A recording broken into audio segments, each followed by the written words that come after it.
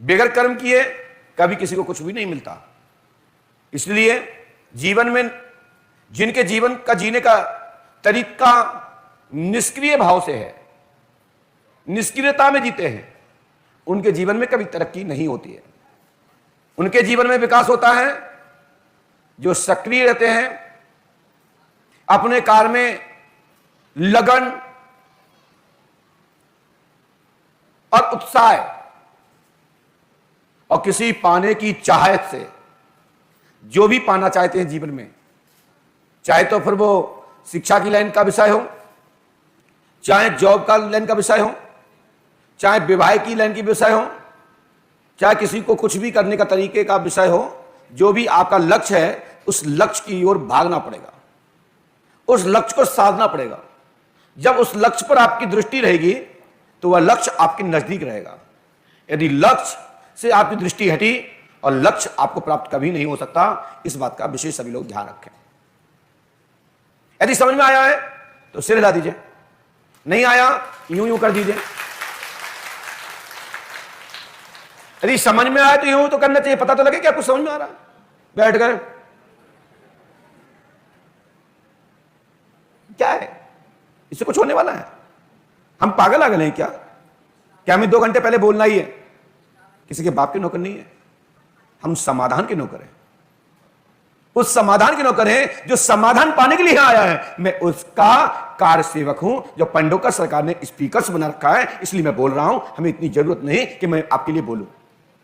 जो समझना नहीं चाहता, हमारी बात को समझ नहीं रहा या समझना ही नहीं चाहता, तो कृपया अपने घर जाओ, समय बर्बाद मत करो। यदि समझना चाहते हो, अपने जीवन में परिवर्तन करना है, तो पहले अध्यात्म सत्ता से गुजरना पड़ेगा।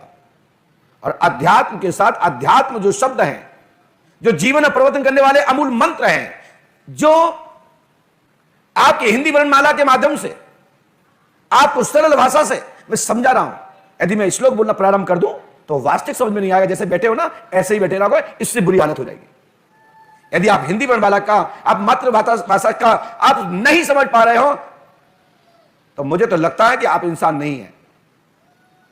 इसलिए कृपया करके निवेदन है, समझ नहीं रहे हो, यदि हमारी तरफ से कोई गलती हो रही है तो क्वेश्चन मार्क में आप खड़े होकर के अपना प्रश्न कर सकते हैं। हम आपको प्रश्न के सवाल उत्तर अवश्य देंगे। यह प्रथा मैं पंडोकर धाम के दरबार में प्रारंभ करने वाला हूं, जिसमें क्वेश्चन उत्तर अध्यात्म, पराशक्ति के ऊपर, दिनचर्या के ऊपर, भारतीय संस्कृति के ऊपर, देवी देवताओं के मंडलों के ऊपर हम अवश्य ही प्रकाश डालने का प्रयास करेंगे।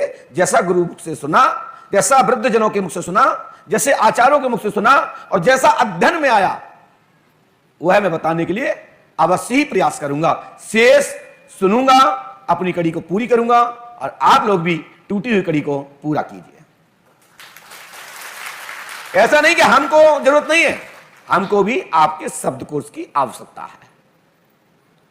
और दुनिया में हर व्यक्ति वही शिष्य होता है जो टूटी कड़ी को जोड़ लेता है और नमन को करके और मन से सुनता है और अपने जो भी शब्दकोश हमारा अधूरा होता है उसको पूरा कर लेता है। उसी का नाम है विद्वान, उसी का नाम है शिष्य, उसी का नाम है आचार्य। जो आचार्य टूटे को जोड़ दे, टूटी कड़ी को जोड़ दे, वह आचार्य है।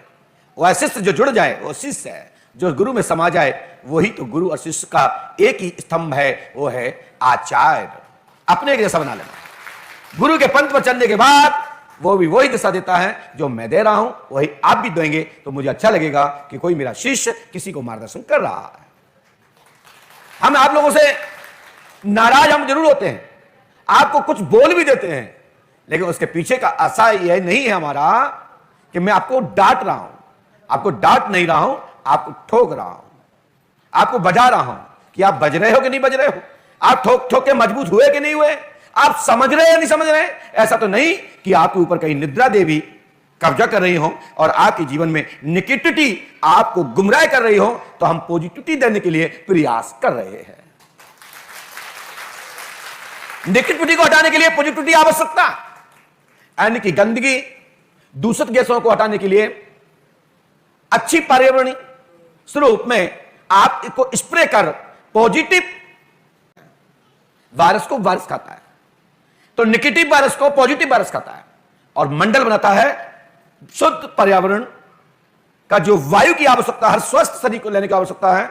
अच्छा मरीज, बीमार से बीमार मरीज भी स्वस्थ और शुद्ध वायु लेने की इच्छा करता है, तो लंबे समय तक जीता है।